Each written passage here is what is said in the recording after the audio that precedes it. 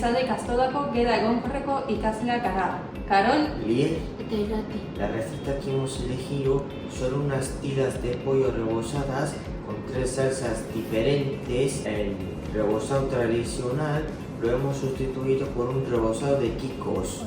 Oilasko tirak egiteko oliba olioa, gatza, uruna, artoa, piper beltza eta bi arrautza. Eta oilasko ular. Vamos a lavarnos las manos para empezar a cocinar.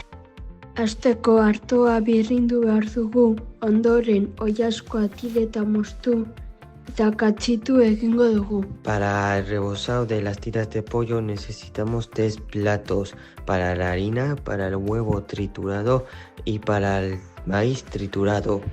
En una bandeja ponemos papel film para que las tiras de pollo no se peguen y lo ponemos a la nevera durante 30 minutos. Hozkaiko denbora pasatu ostean, zartagin batean oliba olio nahiko berotuko dugu eta zu erdian frigituko ditugu oilasko tirak.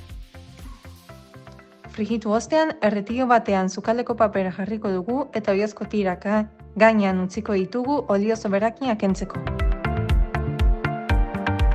Ponemos el yogur griego natural en un bol y le ponemos sal, pimienta negra, miel y mostaza, zumo de limón y un poco de aceite de oliva y lo mezclamos todo bien.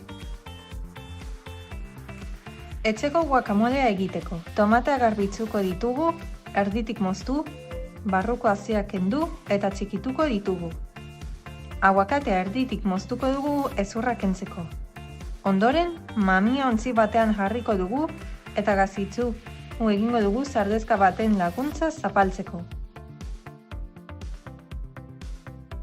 Zapaldutako aguakateari pipula, tomatea eta limoi zukua gehituko dizkiogu eta dena nahaztuko dugu. Piper pikiladun etxeko humusa egiteko. Irabiatzeko ontzi batean txitxirioak, pikilo piperrak, perakatza, hiruko jarakada, oliba olio, piper hauts gozoa, gatza eta limoiaren zukua irabiatuko ditugu. Oilasko tira espaziala.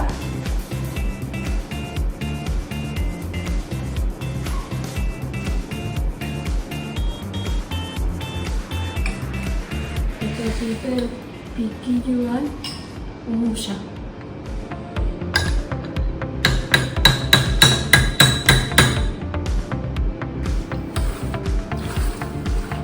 Salsa de yogur salado.